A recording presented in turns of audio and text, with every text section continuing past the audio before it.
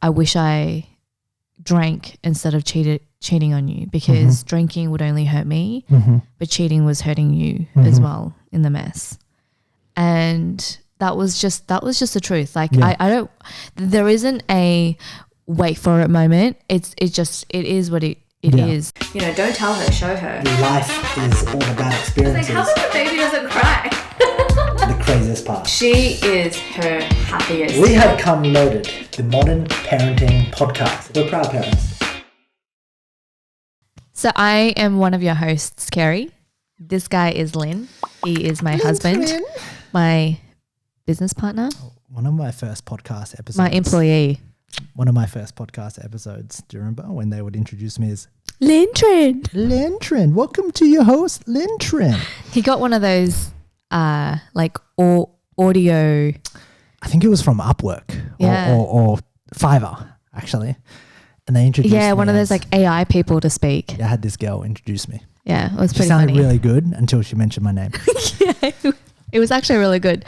But Lin-Trin and Keri Lee, welcome back to Modern Parents Podcast, everybody. Yeah. We hope you've had a fantastic day.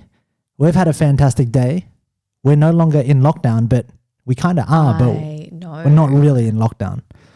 Well, okay. 14 weeks. Let's be specific. 15 weeks. Yes. So we've been locked down for 15 weeks, which meant 1 to 2 hours of exercise a day outdoors. You could only do it alone or with another person.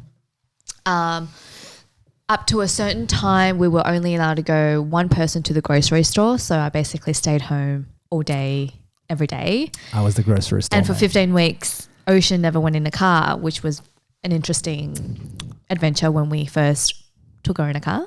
What an experience. After that. What an experience. Yeah, she went from facing backwards to facing forwards and was like, what is happening? What's going on? Yeah. And because I had driven the car so much from the house to the shops, flooring it in sports mode, I was now driving like a granny. And we don't have one of those stickers at the back of our cars that say baby on board. I was saying that I need to stick it in front of his windscreen to remind him that there's a baby on board. Yeah, but we're out of lockdown. Coronavirus. What a year. So we got announced that as of today, all the retail stores are open, hospitality's open, we're allowed to be free up to 25 kilometers. And up to 25 kilometers. We live quite far from the city centre. South of Melbourne. Real south, right at the very tipping point. Almost like the world. We can almost see Antarctica from where we are. We're at the very bottom of Australia. Yeah, there's a little island far across from the ocean that I'm like, oh my God, I can see Tasmania. Yeah. No, it could be Tasmania. I think it's Geelong. But anyway, welcome back, everybody. What a crazy week. We are episode 5. Yes, lots of happening. And apparently I just found out moments ago that Biden's son is totally corrupt. Fake news, but... Is it fake news? I'm not sure. Yeah, we don't know. Fake news, real news, it's all the same shit these days, isn't it? Yeah. It's crazy. I was listening to a podcast and this is where my mind went when all of this news kind of happened momentarily ago, that we now have the capability in our technology where we can artificially augment voices, people, which means that like I could technically, if I was just a voice and not on video, and eventually it will become video, there is a technology that can augment my voice, and therefore, what's it called? It's called a deep fake. Yeah. She mentioned it to me on a walk and I was like, what?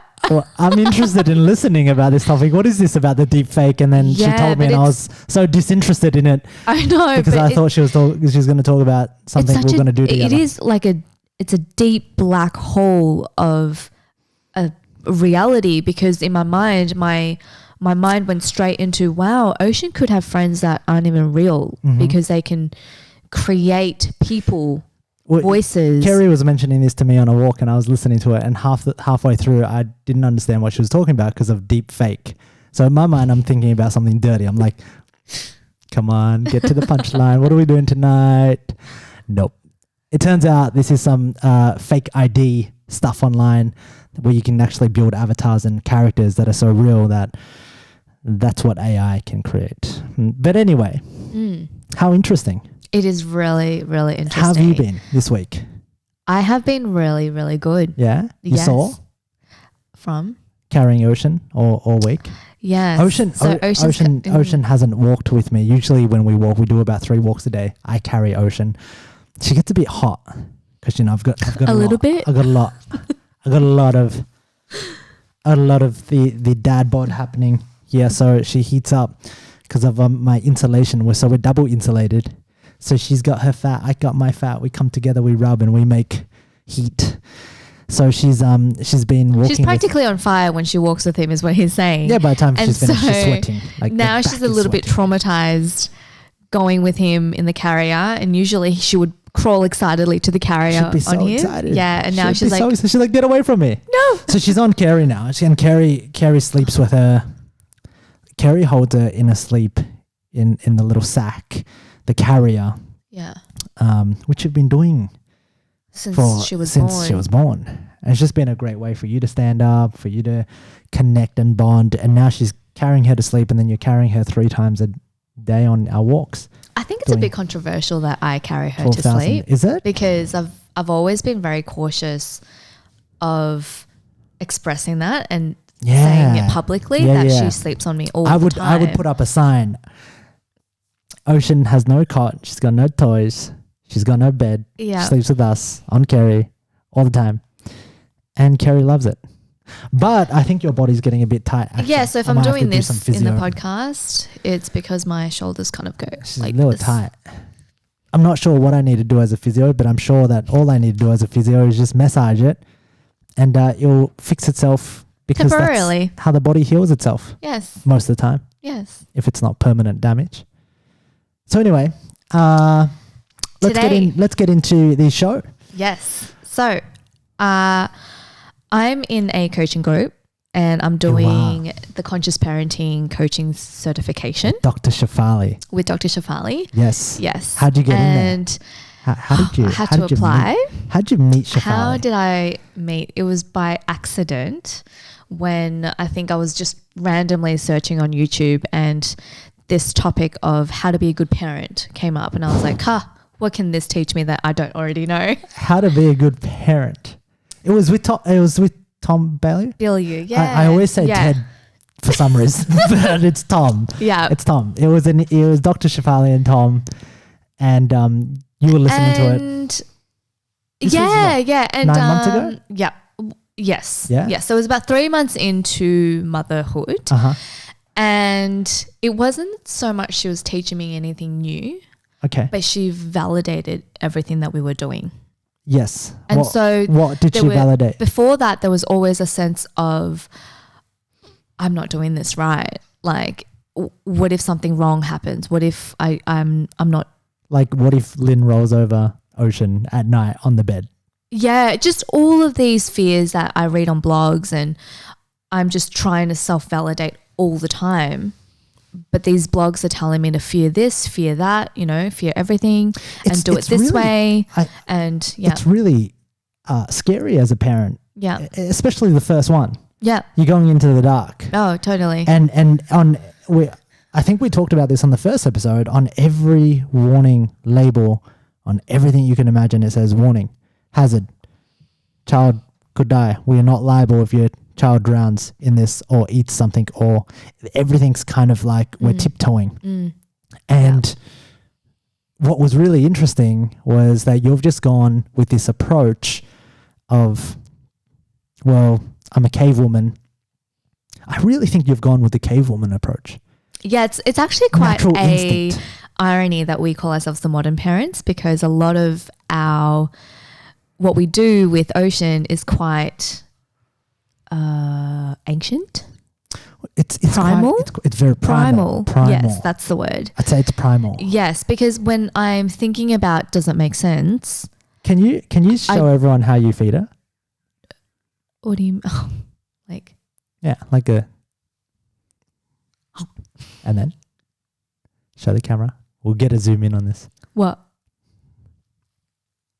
she slips food out on her tongue, and then Ocean eats it off her tongue like a bird, big bird to a little bird. We do that. I think that's absolutely amazing. And well, people use blenders, but in the olden days, the parents would chew up, and because the babies don't have teeth. There wasn't any canned food in the olden days. Yeah. And what I think it's led me down this road of really, really honing in because. Well, first, it just made sense to you. Like you just thought, mate, you know what? If I practically want to raise a child, I want to raise an integrated child into our life, not a Lynn and Keri, adult and baby. It's actually kind of like, well, we're a family now. Yeah, and Ocean's the third wheel. Yeah. And now we got 1, 2, 3 little moving parts. We've got to figure out how to continue to make our life better. Not almost feel like, wow, we now have this super inconvenient bub that takes away from us. How do we actually integrate this? Yeah, so it's kind of like integration versus pivoting our lives into a nursery, into like just this other lineage of into like 10 hours of baby channels. Exactly. And all of that. Yeah, which we would never do without a baby. But suddenly, why would we pivot and all we watch baby shows, baby music, baby floor mats, all these bright colors and cartoons. Yeah. And I think the thing that you started to recognize, and the principle here, was a lot of the baby things that are marketed to you are there not for the baby, they're there actually for the convenience of the mother and the parent and me. Mm-hmm. Right? So the baby toys are there to keep the baby distracted so that the baby doesn't come and get the wires or go over to daddy's iPad on the computer. The baby fences are created to fence in and lock in the baby. You know, the baby, even the baby walker, you know, and what tends to happen, I think, especially when we start to stop our babies from learning, is our biggest growth has come through, and this is one of our principles, is that we learn through our pain and our triggers. Like triggers are any moments that I get pissed off. And I'm going to give you an example. Yesterday when we were going for a walk, Ocean, for the very first time, she's been great. Ocean's been fantastic. Inside of our introduction, you know, you'll always hear me say, my baby doesn't even cry. She cried. And 99% is true. I was like to Keri, oh my God, we're going to need to change that podcast intro because our baby cries. So yesterday we were going for a walk in the afternoon, and then about 5 minutes in, Ocean's having a bit of a cry. Like she's uncomfortable. And the reasons why she's uncomfortable in the end is because she's just so tired of just being carried. She's 11 months and she wants some action in her life. And I think she's brave enough to get some action. And so we're walking and I'm trying to carry her, and the walks are so precious to me, selfishly, and Keri, because they're a great time for us to soundboard.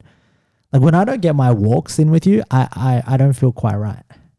Like it's a walk and talk. I sit down, we start off with anything's open within. I then throw out a topic, she throws out a topic, and then whatever topic, and then what and then whatever topic is the one that we latch onto, we'll go deep into that. And it's really funny because it starts out really like surface level. It's like, how's your day? How's your afternoon? What'd you get up to? I'm like, here's what's happening with the team. Here's what I'm thinking. And we've had very different talks along the way. We've had some really intense talks where I'm in warrior mode. And I'm like, fuck, Keri, I gotta do this with a business. Like, come on. And I'm really intense. And other times we're like, I feel fat. Other times I'm like, I've just eaten way too much. I'm carb coma-ing. We're not having any dinner tonight. Let's just make a smoothie. Yeah. But more often than not, like our talks we bounce about, I don't know, 5 to 6 different kind of comments and ideas. And then she'll be like, you know what? I heard something. And then we go into a discussion, which is really, really cool. It's really cool. I love that because we actually go deep. And what I start to notice is when we have a conversation that's really deep, the walk feels so quick.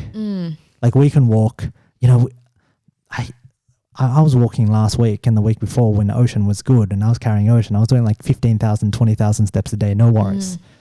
Now I don't do 10. I haven't done 10 this week on average. And it's because I've noticed that the walks are longer. And the walks are longer because I don't get into that deep trance state that I get into with oxygen, breathing in air, and then my mind wandering deep with you into the deep fake of the mind chasm, the energy. So I start to notice the walks get longer. And when the walks get longer, I really notice the walks. I'm like, oh, when are we going to get home? And I'm like, oh my God, we're not even halfway yet. And Ocean's just crying. Not really crying. She no tears. Just mowing. And mowing is a Vietnamese term for when you mow, it's kind of like you look sad. And she's just mowing, she's whining, and she just wants to she's kicking and she wants to go down. And so we let her down and she's playing with what? She's playing with gravel for the first time, dirt road. She's trying to eat some. And I'm sitting there just completely letting her do whatever she wants because I don't want to interfere in her fun. And Keri's like, what are you doing? Don't let her eat dirt. And I'm like, isn't she supposed to learn from that? And Keri's like, no, you don't let your baby eat dirt. And I'm like, oops. And so I'm getting really triggered. And when I say triggered, I think most people, when they think of the word triggered, they think angry. Or they think, he got triggered. He got really annoyed. And I think trigger is a word, to describe any trigger as something that causes some sort of feeling or emotion. And so... like a heightened, like a sudden... like a sudden change of state. Yeah. So something could trigger me to feel insanely happy. Something could trigger me. I think it's used in such a way where it's used to just denote a negative, hey, you got annoyed. He was so triggered. I was like, but that doesn't really make sense. Something triggered you. Being triggered is triggering an emotion. And so at times I'll feel a trigger of I'll trigger myself to feel appreciative, love, appreciation, joy, gratitude. Ocean triggered me to feel really tense last night. I was unhappy. I felt like I'd done wrong by her because I didn't know what to do. I was like, if I don't let you down, if I let you down, we're never going to get home and you're going to hurt yourself because you're crawling. And Ocean, like all she wears all day, if you see her, it's kind of like Tommy from the Rugrats. It's the cartoon where she just wears a nappy, a diaper, and she wears nothing else. Like she just likes to be naked, which is cool. So she's crawling on the gravel and I have to pick her up because I don't want her to hurt herself, but she doesn't like it. She wants to go down because she's walking. And I appreciate that. I appreciate the fact that, like, she loves adventure so much that I think secretly you're so excited that she loves adventure. And I'm horrified of adventure because I'm the guy that wants control and certainty and consistency. And I want to know, there's so much discipline and routine to my day to actually figure out how to manage family and business and everything together. And you love adventure because you love the excitement, the exploration, the life, which but I'm so terrified of that. Well, you have adventure in your business because adventure comes with risk. I think. Whereas I don't have adventure in business. That's true. I do feel like in business, I almost, it's significant. Number one, and this was actually, you were talking about this on you were discussing this with the guy that you were listening to, where he talks about why men and fathers are so, they tend to not focus on their kids when they're young, and they tend to stay in the business because they find their business a place of their comfort zone. And because these businessmen are in their businesses and they have so much significance, they have so much status, they get so much, they feel so important in their business. They feel like everyone appreciates them. I feel that way. Like a couple of years ago inside of my business, I was like, people loved me. My clients loved me, right? Everyone they make me feel so important. But then I'd go home and Keri was like, why do you like this guy so much to everyone? That's what you thought, right? And then at the same time, I just wanted to spend more time in the business because that's where I was getting appreciation, et cetera, et cetera. So I'm going to go back to O, and putting her down, I found myself in a weird state. I'm like, well, oh, like if I pick you up, I'm afraid that you might not like me. And my fear was, holy crap, she might not like me. And if she doesn't like me, then if we go home, then she's not going to come to me and we're not going to get to hang out. And, you know, I want you to like me, oh. And it's really weird because with anybody else, I seriously don't give a fuck. Like, and it's weird for you to observe that firsthand, because you came up to me later and you're like, it's really weird watching you wanting to be liked.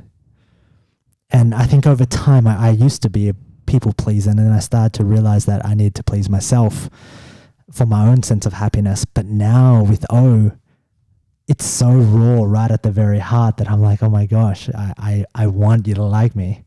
Because if you don't like me, then like, I don't know, what am I going to do? Like, she's everything to me.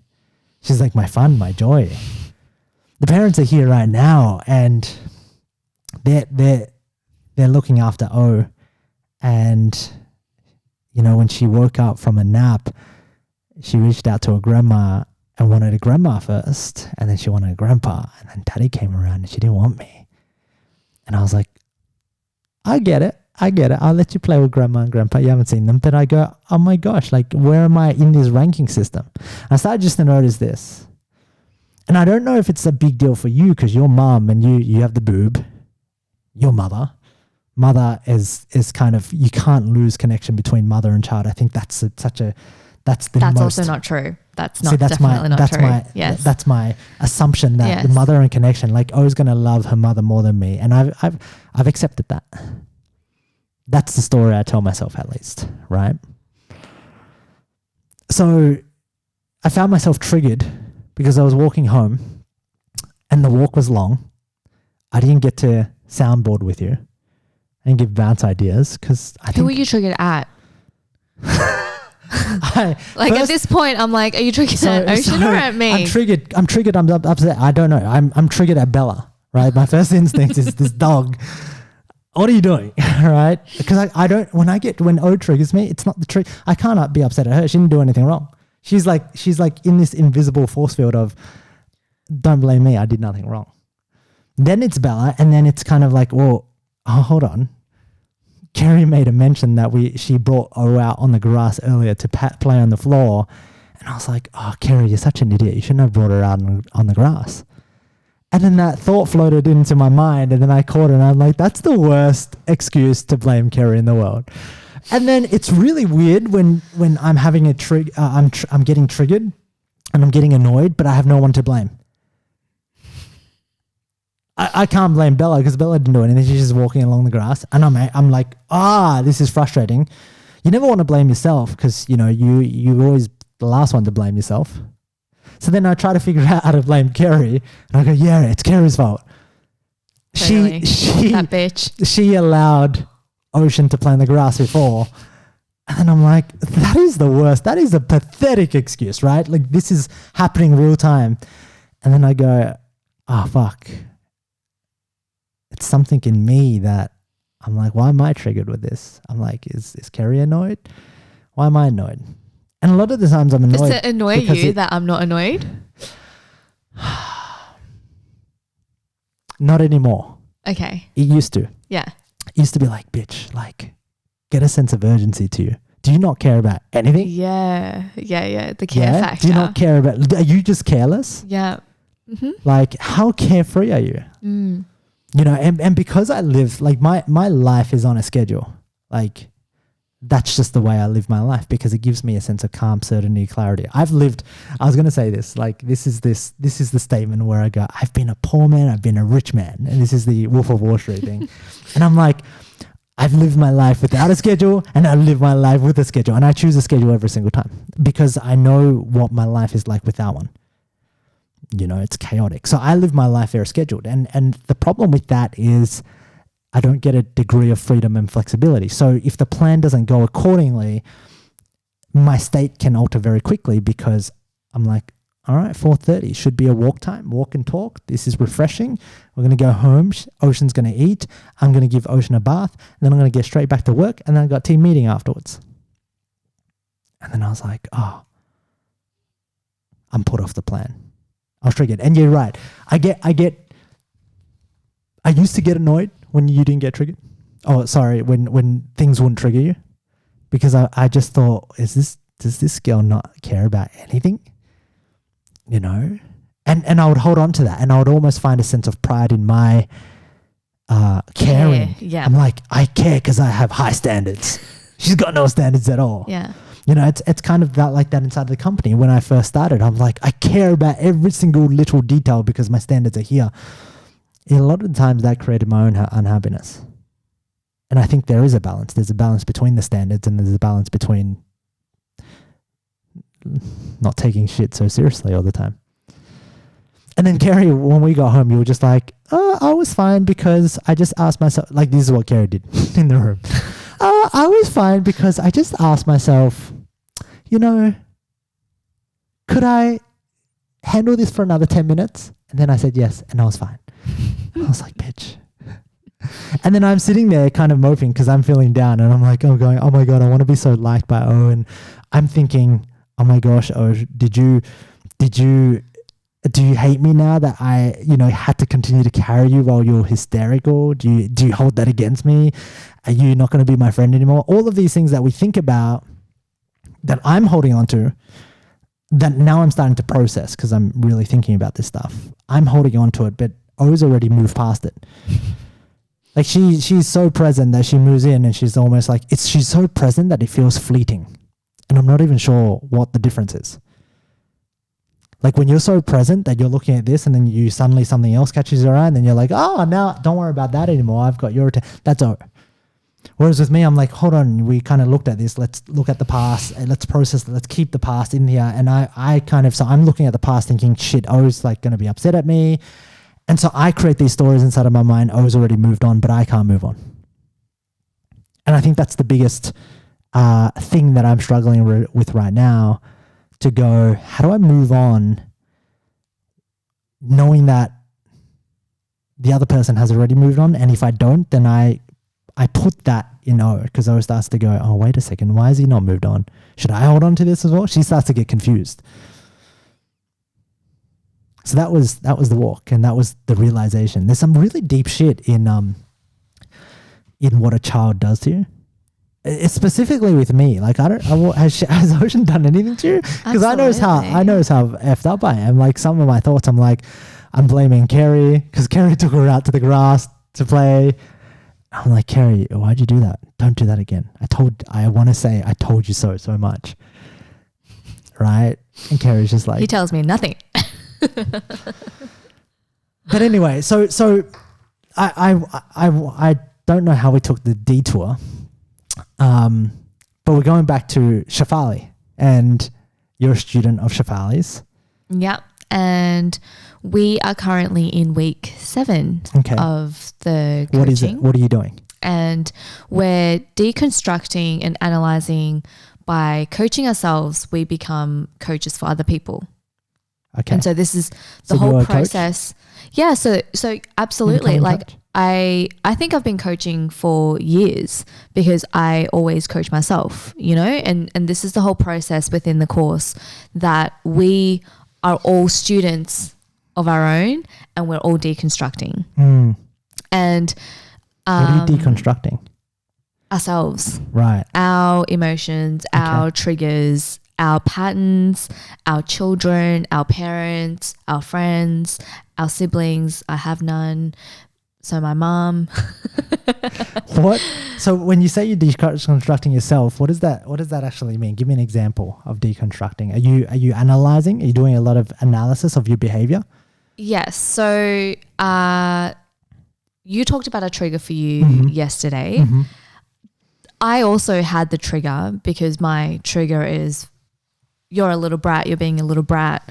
Like, when you mow, you get taken out of the carrier and it already strains me to carry you to begin with. Yeah. And then I kind of go, well, we're about 10 minutes away from home and she's crying like this.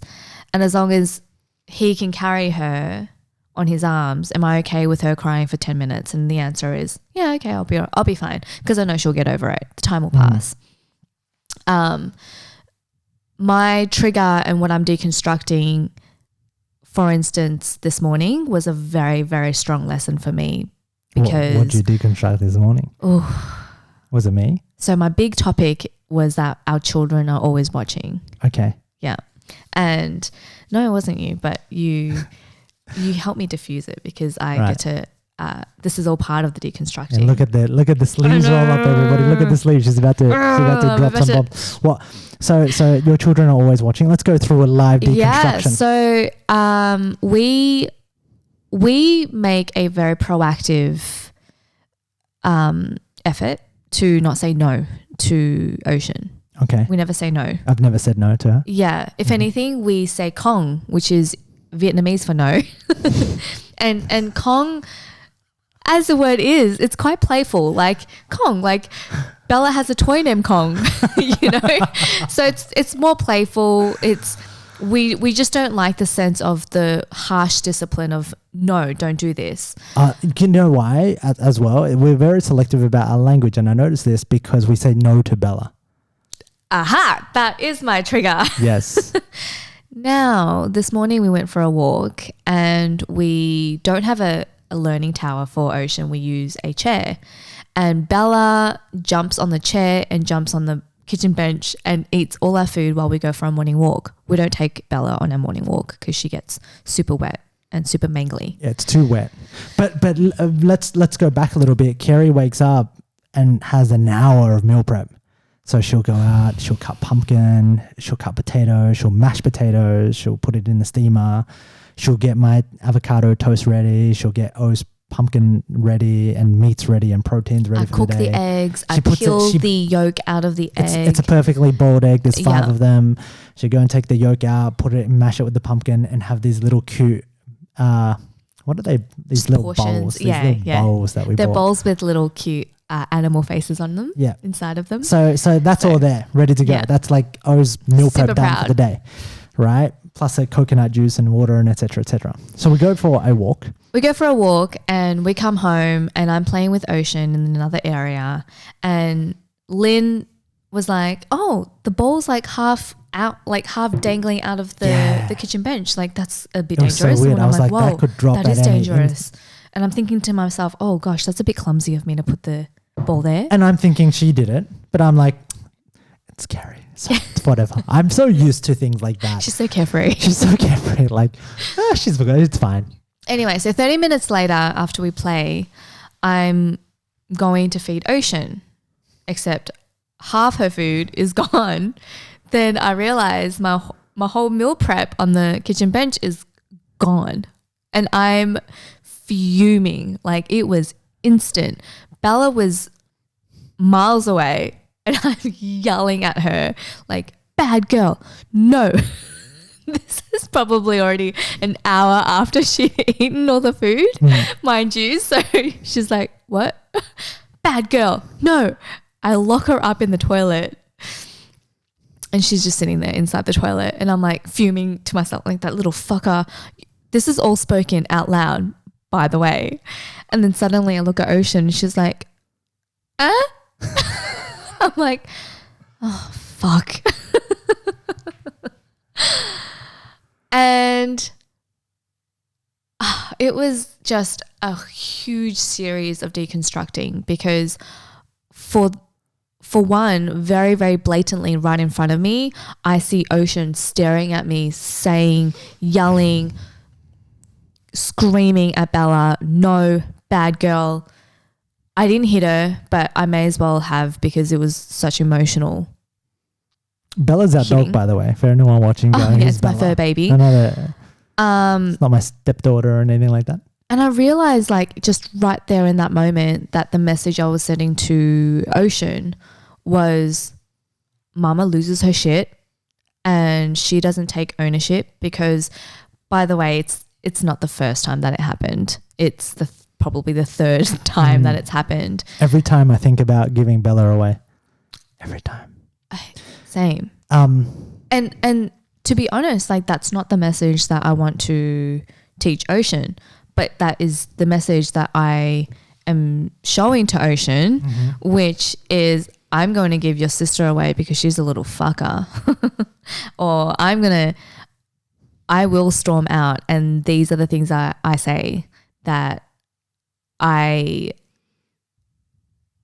unconsciously do it. It was so instant and so spontaneous. It just came right out. Yeah. And then I messaged you. Yeah. And that helped me diffuse it because I was fuming inside of me with lots of anger. Yeah. But when I spoke to you about it was actually quite funny. Yeah, because you passed the anger on to me. I was like, Bella went beast mode and ate all her food. Except she ate half of Ocean's food, which was very, very clever of Bella, because if she had eaten all of Ocean's food, funnily enough, that was the only bowl that she only half finished. She's quite smart. Yeah, she must have realized she would have been dead if she ate all the food. Just on that, why is this important to deconstruct this scenario right then? Because I think if you're listening or watching this, you're probably like, okay, cool. So what? Keri became more enlightened.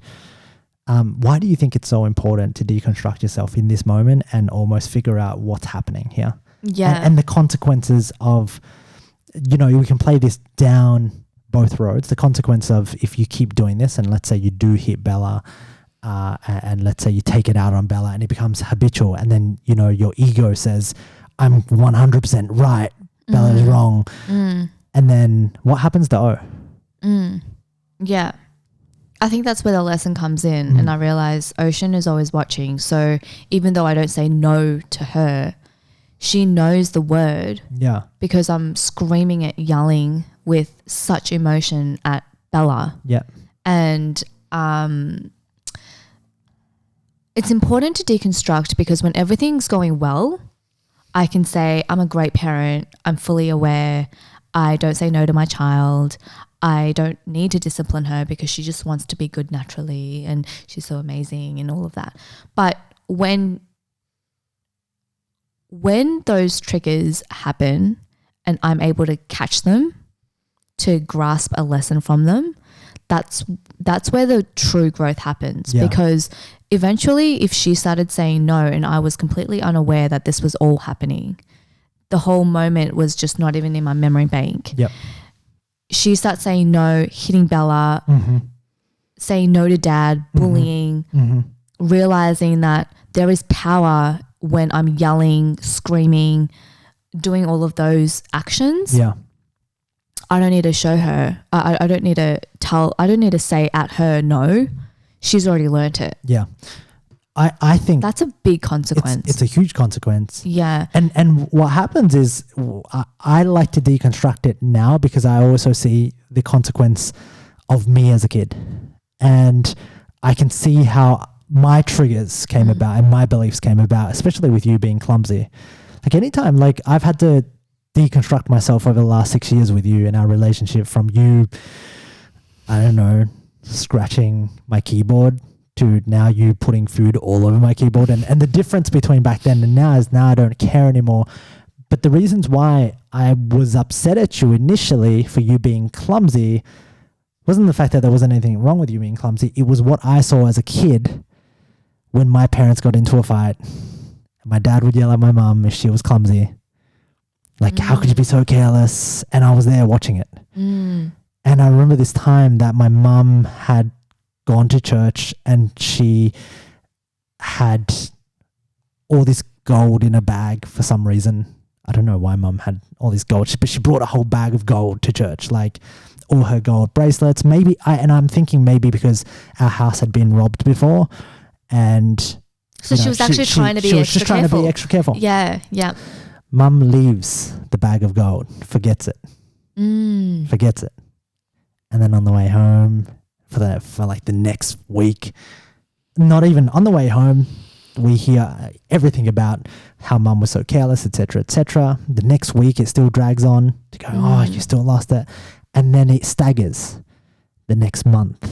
And then, we always bring it up. Do you remember how to do that? Stop like being so cautious. And, Dad would bring up things every now and then to reiterate how careless mum was, to almost guard her. And so in me, when I was watching that, I'm like, oh, carelessness is bad. Carelessness is so bad. Carelessness is don't be careless, don't be careless, don't be careless. And that was trained inside of me. And all of that emotion, all of that anger, all of those emotions, being upset, loss, scarcity, fear, anger, that built up in me. So as soon as you were careless, see, the child is always watching. It didn't even happen to you. It just happened in front of your eyes. And because I saw that, I was a witness to that. I accepted that. As soon as you became careless, I blew up. And you wouldn't know why. That's how you got taught to react. You wouldn't know why. And so it was the conditioning and the training that I had as a kid that ultimately led to my own unhappiness. And I'm going, but I'm thinking inside of my mind and my body, it's feeling right. It feels like the right thing to do. And I'm trying to fight for me not being careless and you being careless. Because if you're careless, then you're going to be like my mum and it's not good because we're going to run out of food and all of this stuff, right? All of this comes out unconsciously. All of the energy, the rage, the energy. And I don't know where it's coming from. It's automatic. And I think it is my thoughts. That's the problem. I thought these were my actual thoughts. But you were getting an image blown into me, trained into me, conditioned into me over time. And that's one aspect of this. That's one aspect of the carelessness. And another aspect that we're talking to yesterday, we're talking about our first trip to Vietnam. And my conditioning and my training about communism and Vietnamese people. And what happened to that was my dad left Vietnam from the war, from communism, came over here by boat, built the boat, escaped, hates communists. And so the training over time, the everything that I heard as a kid growing up, Vietnam's a bad place. The communists, everyone's after you. Everyone's there to get from you. They just want your money, etc., etc. They'll lock you up, etc. This conditioning, this was feeding me. And how was I in our first trip in Vietnam? You hated everyone. Yeah. I think you validated that everyone was bad in Vietnam because I only saw the bad. Yeah. So we had a great in retrospect, we had a great trip in Vietnam. Like it could have been so much more fun, but it was quite fun. If I think back and I go, you know what, that was fun. Like it was great foods. We tried to start a suit company, so we started to look at people with suits. Everyone was really nice. Actually, there were but funnily enough, the only thing that I remember from Vietnam was when we were in like Bien Thanh, the anomaly, Bien Thanh Mall, or in was it Ho Chi Minh? Yeah. And I was trying to barter with this lady, and this was at think of what do you call them? Like a market. A big marketplace. Everyone's got their stuff out. I'm sitting there. I'm looking at, what am I looking at? I don't know. Fake Gucci's at the time. It's all I could afford. And so she's asking me how much you want to pay. Right? And she doesn't know I'm Vietnamese at the time. And I'm like, I don't want it. And then she's like, just make me an offer. And then I think I lowball her. And then she starts yelling at me in Vietnamese. She starts shooing me away like I'm a bird, right? She can get away. And then all these other ladies come back, and they're ladies, and they're like 55. And I think they want to take me down. Like they want to jump me. They look aggressive and they look full on. And that image, I was like, yeah, Vietnam's no good. Like, nah, the end, discredited everything. And it's really funny because I remember all the good stuff. Do you remember all because I don't understand Vietnamese, that to me was just a feud. I was like, I don't even understand you. You don't mean, I know you're screaming at me, but I don't know what you're saying. So it doesn't mean anything. Well, that brought up all the shit that I'd learned. Yeah. Everything. Yeah. So this is why we do the diffusing. Process, this is the whole process of, number one. When I catch that trigger that I had this morning, instead of pushing it aside, telling Ocean, oh, it's fine, like I'm just talking to your sister, it's fine, or playing it down, or just making it not as what it what it was I was yelling at Bella. I locked her up in the toilet. I feel good about that as well.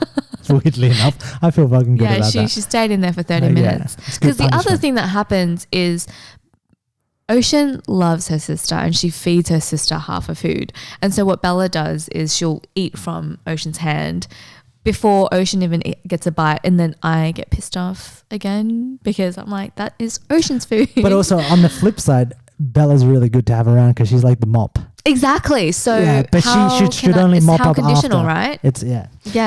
It's very interesting. So let's you're learning from Shefali. Yeah. Because we're learning how to deconstruct our thoughts and our patterns, and that's an example of deconstruction. What are you noticing about some of the other peers and the people inside of the community? What are they like?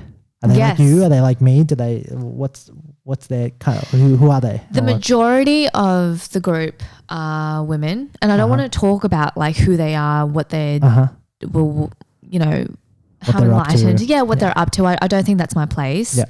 But something that does come up quite frequently, and I emailed you this, and it makes me really, really appreciate who we are as a couple, where we've come from and what we've built our relationship to today as we are. I feel like she's announcing vows to me at a wedding. I'm like, my eyes. And this is so true. Anime character with stars coming out of my eyes. At our actual wedding, I had no clue about what love is. And love we were so young. Love is what we do now. Yeah. It wasn't what we did before. We had lust.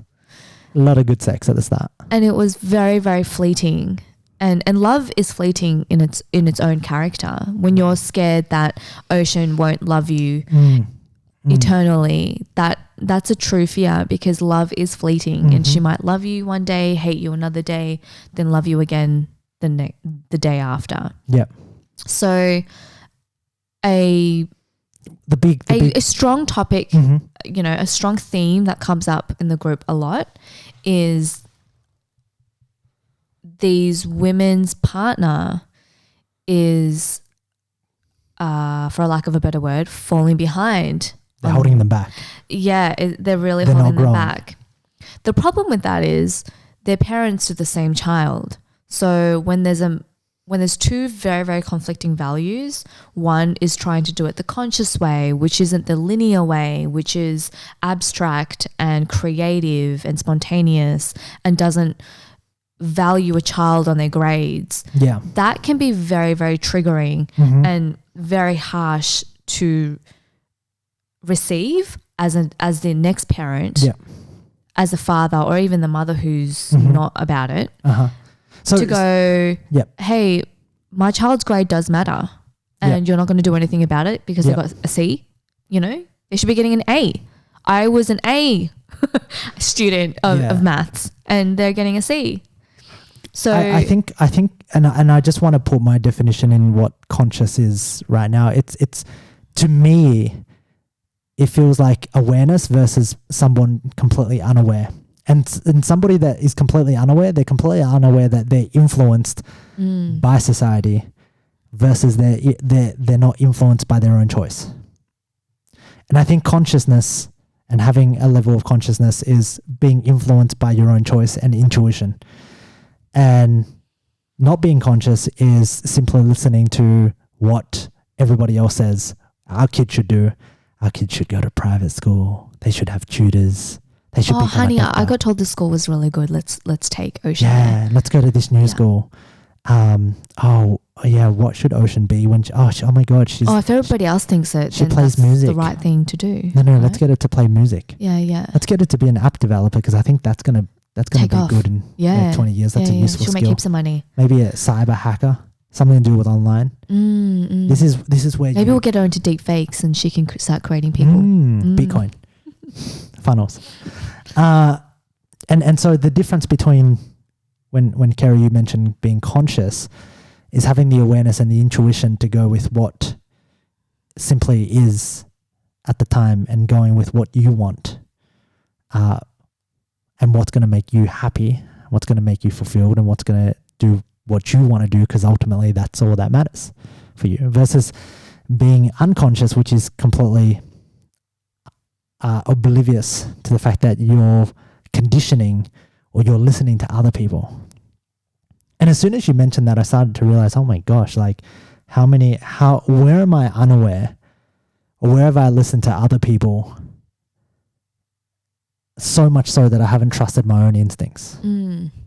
I think that's a scary thing, to trust your own instincts, to go, because I went through the education system. Do you remember when you cut? What? What did I do? Do you remember when you Let me explain you hold that in. Wait, when you cut Ocean's hair last week? Oh, yeah. Oh, right. So Keri's dad made a remark and said, oh, Ocean's hair so long, when can we cut it? Right? She needs a haircut. It's annoying her. Ocean's dad thinks that it's annoying her, and Ocean's fine with it. But your dad's saying it's annoying. And so that night in the bathtub, I was like, yeah. This was so unconscious of me, because I don't care. I'm like, Ocean looks great. She's fine. In the bathtub, she's just there jumping up and down, doing her usual thing. I grab some scissors. She's like, what are you doing? And then I'm like, Ocean, turn around a bit. She's like, no. And then I take a little bit from her, and I'm like, nah, this is way too dangerous. I'm pointing a pair of scissors at her, and she wants to fight against me. But that's actions of something being so unconscious and accepting something because somebody else told me, and not actually consciously thinking about it. Why are you laughing so much? I thought you were going to say something like, I thought she was going to bring back something from my past, and I was like, oh, what did I do? No, because it was just so spur of the moment, and you came out and you were like, I just tried to cut yeah. And you were Ocean's hair, and I was like, why? And I had no idea like, at all. Isn't it too long? I need to cut her hair. Yeah. We do these weird things. Yeah. We listen to people and we do these things, and we don't actually ask ourselves, we're not conscious about it. We're not present about it. And so I think going back to that, you and I went through a period of time where we even questioned each other's growth. Like I went through a period of time a couple of years ago where I was like, I'm growing. Is she going to grow with me, or is she going to move away from? Like, I was growing because I was learning so much in business, and I had my little network of other people that I would talk to, and I would pull you along to Boise and Idaho and LA and all of my retreats, and I'm like trying to be everywhere. And my fear was that to me was actually growing together, and that was the point that I think I'm grateful for. And when I look at the themes across the group, I then come back to our integration. Right. And how you genuinely integrated me into the business. Yeah. And that also takes a lot of openness from you. Openness, yeah, correct. Exactly. Business isn't my thing. Like a couple of years ago, I sat down with you at a restaurant, a vegan restaurant. I sat down, we're having dinner, and I'm like, Keri, if I die, I just want to know that you can look after yourself. So I've got these skills inside of my mind. I've got amazing skills that I need to teach to you. A few years ago. It was like 5 years ago. 5 years ago? Yeah, we just started dating. Okay, we've been together for 6 years. So we dated for a year. Yeah. We're sitting down and we're getting pretty serious. And I was like, Keri, listen up. I need to teach you these skills. I've got a legacy to carry on, and if we're going to have a family and I want to give them to you because they're valuable, I need to teach you about you're marketing. You're going to carry on my sales. legacy. Did I say you're going to carry on my legacy? Yeah, you were literally like, you're going to carry on my legacy. Yeah. Then I looked at him. He was training men and fat loss at the time. And I looked at him and I was like, I was like, I don't want to carry on your legacy. I'm not training these men and fat loss. Hello, it's Keri from PB City. How are you all doing, fellas? But I looked at it and I was so serious, and I was like, Keri, you got to learn this shit. You got to learn this. Trust me. These are good skills. Like, and I think at the time I had learnt a skill that empowered me so much. Like, I'd gone from living such an unconscious life to going to uni, finishing my physio degree, being a physio, not being a physio, then going, what the fuck do I do with my life? to then going, oh my God, like I needed to learn how to market and sell and advertise. Oh shit. And then I need to know how to build a company and hire people and lead them and manage them and then build systems and think about systems and then innovate. Oh fuck. And then I need to know about taxes. Oh my God, Keri, all these skills, I need you to know them too, just in case something happens to me. I was legit, like, that was my whole plan from the very get-go. I was like, okay, we're going to be partners together. You're going to be like my best COO. You know, so I think that was the very first time. And as soon as you got upset at me, I was like. On the flip side of that, I wanted to travel the world. Yes. Long periods of time, for a long period of time, 6 months at a time. And I had those all in my plan and I spoke them to you and you were like, you can't travel without me. Yeah. And then that kind of was at a standstill for us because these were my dreams that I wanted to fulfill. Yep. And I was willing to do it, to be together but be apart, long distance thing. I remember. And I remember I was saying, I think we should both grow, and if we grow apart, then we grow apart. Like no. We were sitting in my dad's house that I rented from him. I was sitting there and she was like, I'm going to go travel the world and it's okay if you don't come. You do your stuff and you get your stories. I'll do my stuff and then we can come back and talk about them. I'm like, yeah, exactly. That's not how this works, woman. Yeah, so that's genuinely like, it was kind of like, it is what it is and I want to grow and I want you to grow as well. Yeah. And I know that traveling isn't on the cards for you. 100%. I was the clingy type. I was like, I want you by my side. Yeah, but it's like written in stone for me that I want to do these travels. Yeah. And so we were kind of like at this really like stalemate. It was stalemate.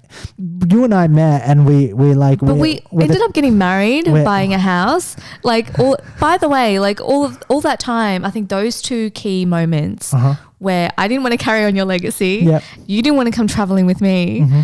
That left us at the stalemate point of the game of life, the chess game of life for years. And as you get to know Keri and I, and maybe 6 years ago, you're like, wow, they're so different.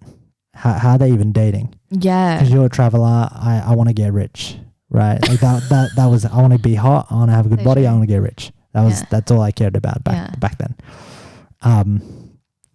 You want to travel the world. Yeah. You didn't care about. I also wanted to get hot. You didn't care about being looked after. You were just like, I can look after myself. Yeah. If I can't look after myself, my dad will look after me. Like that was your thought. Yeah, probably that's subconsciously your thought that I see at the back of your mind. Like I've never even had to worry about being looked. I'm like, my whole life I was told that my sisters need to be looked after by a man, and therefore I must be the man that looks after my sisters. Yeah. So when you've got 4 sisters, I'm growing up with 4 sisters. My parents are like, you can't date that guy. Like. He can't look after you. He can't look after you. Who is that dropkick? Like, no, you got to find a doctor and he's going to make a lot of money. He's got to be able to look after you. If you're a dentist, you marry someone higher than you. If you're a queen, you marry a king. And I was like, oh my God, I got to be a king. Otherwise I'll get a pawn to marry, right? So inside of my mind, I'm like, how do I build this king status?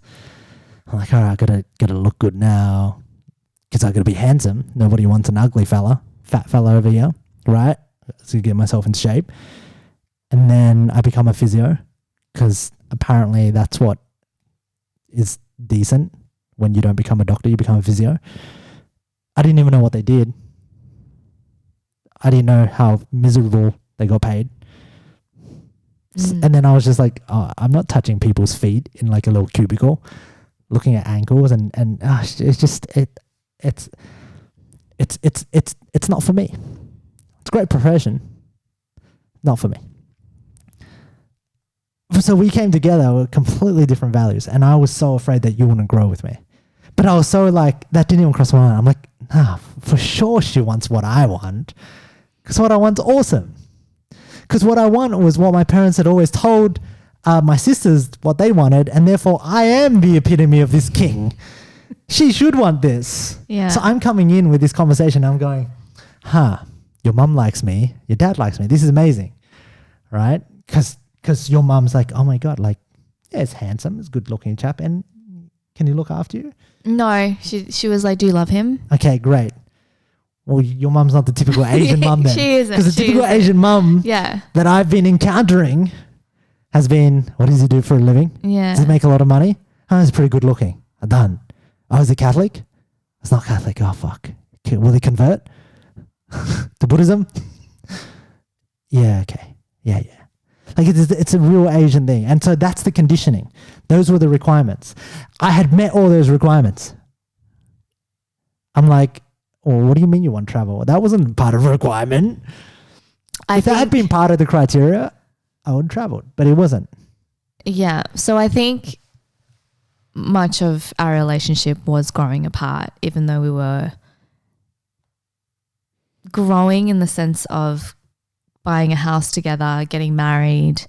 Yeah, we did all of that. Upgrading a house. I thought that's what she wanted. We did a lot of growing externally, but internally our relationship suffered a lot behind our characters. Did you ever, were you ever afraid that I wasn't going to grow? Like into that, because you saw me work so hard. I just kept buying more things. I was afraid that you would keep growing in the way that you were growing. Okay, and how was I growing? Into Trump is the way that I would describe it. Just as a playful label to that man. Yeah. But he was very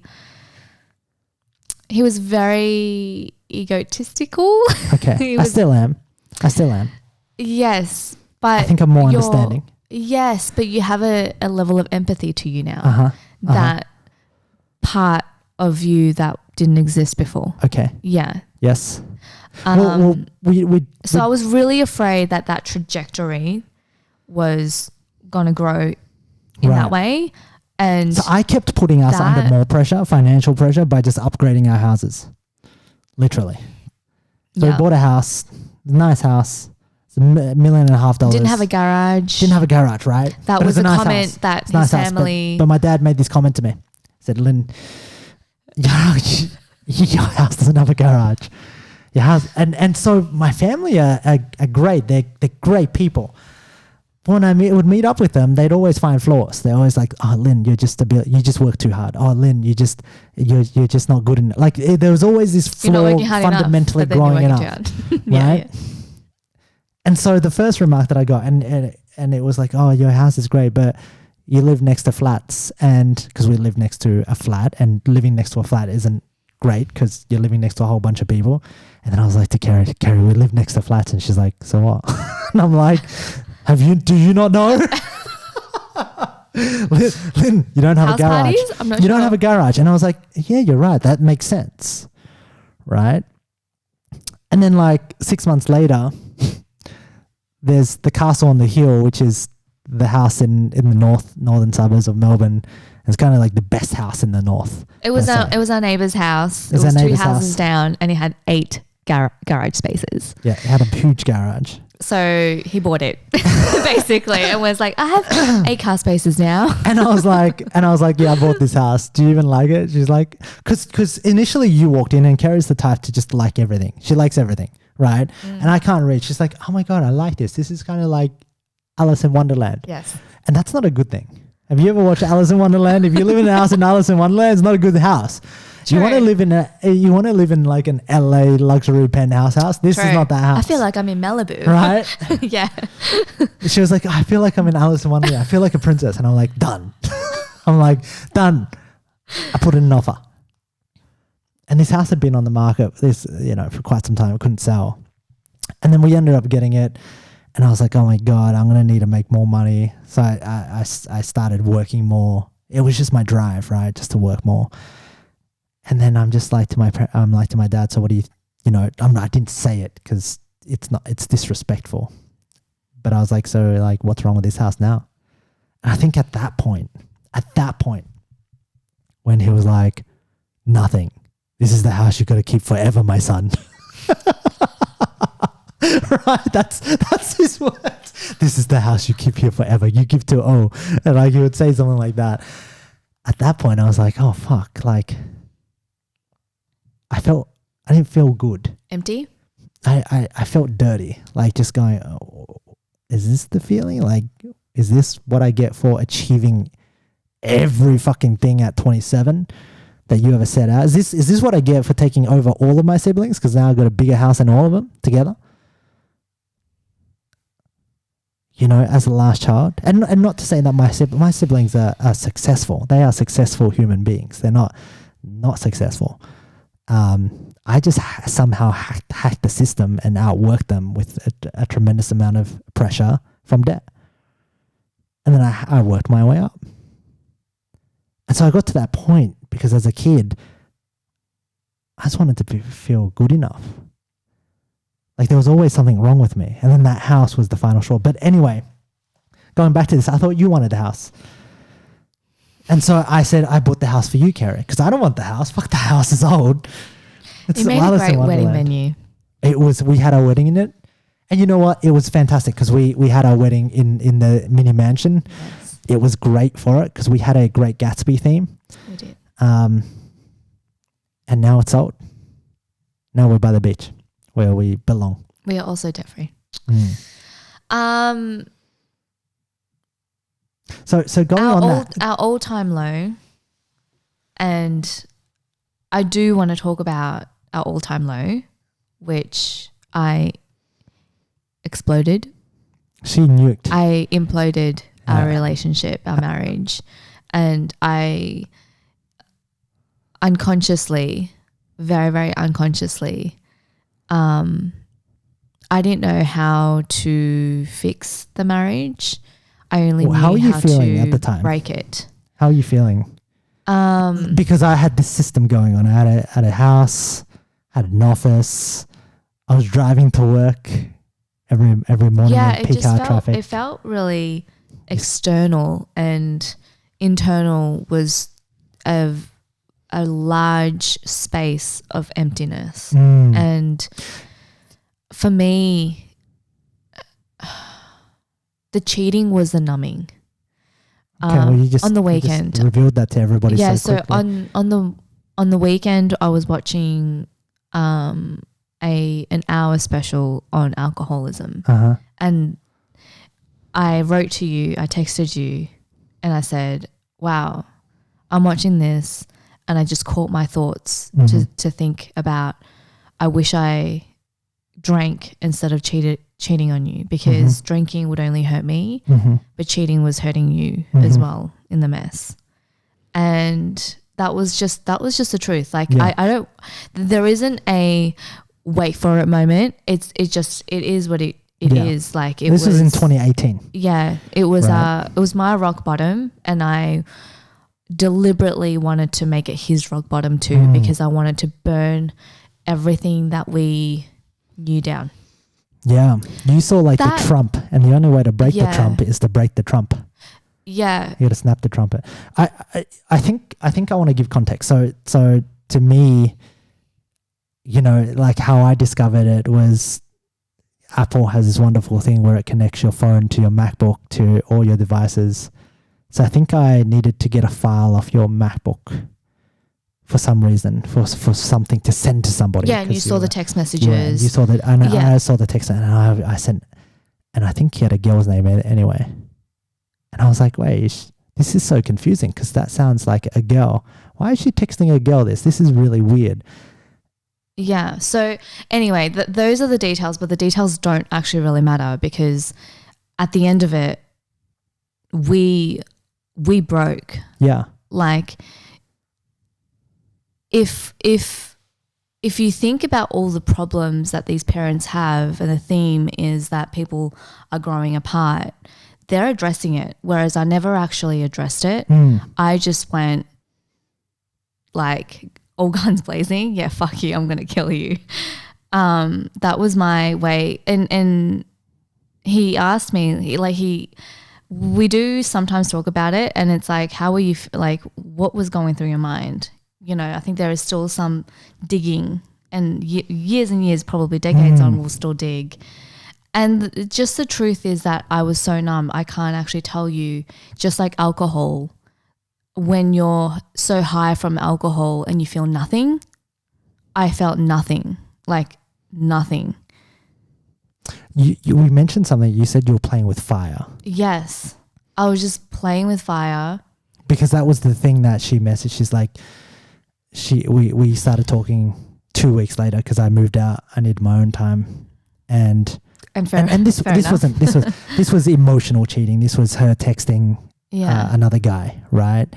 Obviously some deep text in there that validated the cheating, but nothing physical had happened. Yeah. So either way, I looked at it as emotional cheating. I said, nah, this is fucked. I'm going to move out. Moved out for a couple of days, got my mind together, and when we started talking about it, and it was hard. It was going from, and you're right in terms of it evaporates the entire frame in my world. Like me finding out, it almost feels like, I don't know, I'm in the Matrix and I'm looking at a computer. You just got unplugged. And then I just get, but the walls around me kind of just shake and they disappear and I can feel like the walls just coming down. Like my reality of the world and what I thought mattered no longer mattered. Because my whole world and what I'd built, the invisible shield, is kind of like a shield just evaporating in front of me. And I was like, work doesn't matter. None of this matters. How could this even happen? Well, my life just crumbled, right? Without knowing how it happened. Sometimes it's a really scary thought because, you know, the thing that makes me the saddest is that we wouldn't be here today with Ocean if we didn't grow and we didn't reach that point. Yeah. And what would I do differently if I could?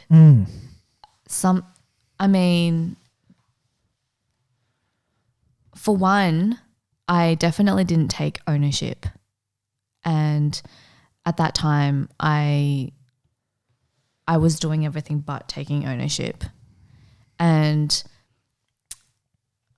when I think about us growing apart, and this could still happen now, it doesn't mean that that was a one and done and we're forever good. Yep. We're happily ever after. That does not exist. It doesn't. It's happily figuring out today. Yes. And we're not always aligned. And I think that that's a beautiful thing. And as I'm growing and learning inside of this group, there is a part of me that's separating from you because I'm separating from myself and making new beliefs. And so what I say to you yesterday may not be the same thing I believe in today. Yeah. And then I'll tell you something different tomorrow. That's very interesting. That's a very, very interesting thought. I want to just elaborate on it a bit. So you're saying every day as you continue to expand your consciousness and learn more and you let go of your old self, the vulnerability is that I know you, or I have a projection of you of who you were yesterday. And if I no longer choose to accept the current reality of you, which is the new evolved version, then that's when conflict or that's when the disalignment happens. Exactly. So what happens then? So this is where Ocean is our greatest teacher as well, where every day is a new day. And I truly think that we, in some ways, we kind of start at zero every single morning. And we do a very proactive effort of not pulling yesterday into today. And just as you say, like we resolve the day every day. Yep. And we resolve every issue as they are. And the first thing is the non-judgment of how big or small the issue is. Yep. We allow space in the room to talk about it. Yeah. And to talk about it imperfectly as well. Yeah. Because I know that it's so much easier for us to sweep things under the carpet. It used to be until no, I don't. When I sweep shit under the carpet with you, I feel uncomfortable now. Yes. So we've actually gotten to the point where it's no longer habitual to tell the truth, because when there's tension, when the nuke happened, it was just here's you can start the from truth. ground zero. Yeah, like, and finally, maybe you stop seeing me as some good girl. Yeah, I used to see Keri as like a little angel, like so bright, so lovely, so innocent, so dark, and then there was just this dark side to her, and I was just like, I don't want to see that side. Yeah. I don't want to know that side. That's it. What? Most people don't want to see that side of their partner. And that's the problem, because when they realize it and they're sharing it in a group, in a very safe environment still, but you know, when they're sharing it and going, I have this partner, but I don't accept them for who they are, and I don't want to see. And then when they look at their partner, it's like, you're not this person. Yep. You cannot be this person that just cheated on me. Yep. And I'm like, yes, unfortunately, that is the same girl in me as the girl who cheated on you. Mm-hmm. And they don't want to see. They really don't want to accept that. I didn't want to accept a few things about you earlier on. I think my clumsiness. Your clumsiness. I was like, Keri can't be. I didn't. Yeah. I kind of thought the traveling and adventure thing would be something that would, you know, you'd get over it. You'd mature over time. That was my story. It was kind of like, you know what? Yeah, maybe maybe it's like an itch she'll maybe scratch, it's an itch. Maybe it's like, you know, her wanting to go clubbing. And I was, you know, when you first met me, I had like a 50-year-old brain. Like I had grown up so quickly that it was sad, because I didn't get to enjoy my 20s because I was so busy trying to be 40. And then when I start to recognize that I don't want to be growing up, and I realized that the best moments in my life was being 0, 1, 2, 3, 4, 5, 6, 7, 8, 9, 10, up to 25, I start to go, oh shit, like, why did I rush to become so old? I actually, because when you're young, you want to be old. When I was young, I was like, oh, I can't wait till I'm, you know, in high school. When I'm in high school, I'm like, I can't wait till I can drive a car in uni, because my brother can drive a car. And that's the thing about being the youngest, because when your brother's 12 years older than you, you're trying to chase that, and you're expected to live up to that. You never get to really be your age. I never got to be a kid, because when I was a kid, everyone else was older, and I was now trying to fit in with them, trying to be older as well. And so even my ex-girlfriend, she was 5 years older than me.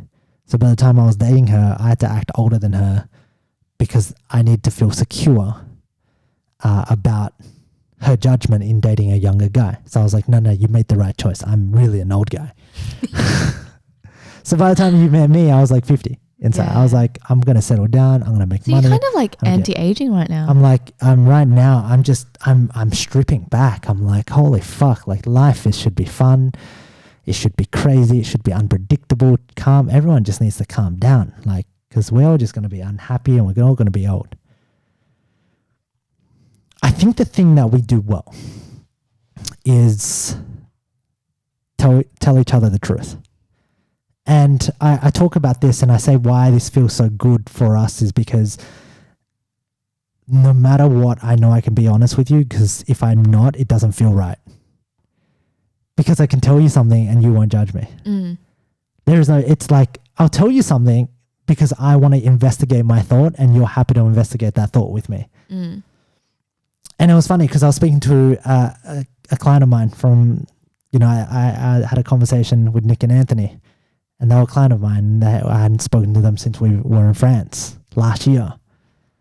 And this was a year ago, and they asked, how are you going? And I found myself like semi-lying, going, yeah, everything's all good. Like, you say semi-lying? Yeah, like half lying. Right. Like, I don't think you can half lie. Okay, white lie, small lies, like bending of the truth to kind of go, I'm going to soften this and I'm going to make this sound good because I know that you know a version of me, and I still want you to keep that image of Lynn in your mind, because that Lynn was a winner, and I don't want you to think I'm a loser now because I'm a dad. That's a real thing. Like that was, and then I caught myself, and then I went to bed, and I was like, Keri, you up? And you were up, and I was like, oh, I just had a conversation with Nick and Anthony, and then you were like, okay. And then I was like, I'll talk to it tomorrow on our morning walk. And then I investigated that with you, and I was like, honey, I found myself lying. She's like, what do you mean? I'm like, I still wanted to be cool to these guys who thought I was cool, because these were the things. Like they were just crushing it in business and they were just making money, and they're like, Uncle Lin, where are you at? And I'm like, I'm doing great. Even though I'd imploded that business and started again from the ground up to build something that I wanted to build, knowing that the last 12 months I'd spent with Ocean being a father and honoring that for myself. Yeah. But there was this part of me that wanted to go, wow, like, you guys are killing it right now. You guys are doing better than me. Why am I mentoring you right now? You guys should be mentoring me. Yeah. I didn't want to change the frame on that. And then I felt dirty. Like at some level that kind of made me feel a little bit, I can't believe I still do that shit. You know, there's so much awareness and knowledge that we have, and then it's really our actions that tell us who we really are. Like it's our actions that give us the bottom of the barrel. There's our awareness and who we want to be, and then there's what we actually do, and they're very vastly different. And that was my realization. And this is why I'm super excited about the lockdown being over, because I say to you all the time, I really want to show Ocean the real world, because she's amazing at home and it's her comfort zone. She's so good at home that I'm always delusional. Yeah. And I think I have an amazing baby, but we haven't actually tested. We haven't given her. Not even tested, but I know that there are a million facets of our beautiful human being, and I want to explore it, and I want her to explore those new environments, new sensations, you know. And right now for her, life is a pattern of doing the same things every single day. Over and over quite again. predictable. Very predictable. I'm really excited to show her this other side to the world, where it's complete unpredictability. Yeah. Show us and test, and really, really test everything that we figure out what triggers we've got lying under the hood. Absolutely. We are going to wrap up this podcast with your final lesson for today. The final lesson, which is, what is the final lesson? What is the one thing that contributes to a couple growing together? What is, if there's just one thing that you could have, what would that be? What's your top thing? It's listening. That's listening. Why? I think the most basic human need, every single human needs, is to be heard, to be seen. Yeah. And I love it when I'm heard. Yes, but when you're truly, truly heard, you know, like not just talk at me and I'll be on my phone, and, you know, that's not enough for you. And I know that, because when I'm on my phone or when I'm multitasking and we're talking, you hate it. Hate it. And I realize that I want to be heard by you, and it's something that I crave. Yep. And, you know, all the years prior, I didn't feel heard. I always felt really small. I felt like I didn't matter. But when I started listening to you, I suddenly felt heard, because I didn't do any of the talking, but somehow I felt so connected to you, and I felt the same things as you. Vulnerability, fear, and just actually seeing you for who you are, not seeing Trump in you, and then validating everything, all of those characters, by not listening to you. You know, because when I can actually listen to you, like, even if you, some sense, doesn't it's not what you say, it's what you're actually saying underneath. It's what you mean when you say something. Yep. It's listening. Wow. Yeah. So practical and yet so profound. I love that. Yeah. I thought you were going to say something like travel. Make sure you do one travel trip a year. That would also be a trip. Make sure you pleasure him 4 times a week. But that's also very important. That being said, we are going to wrap up episode number 5. Thank you once again to my beautiful co-host Keri. If you liked this podcast, make sure you like it and subscribe.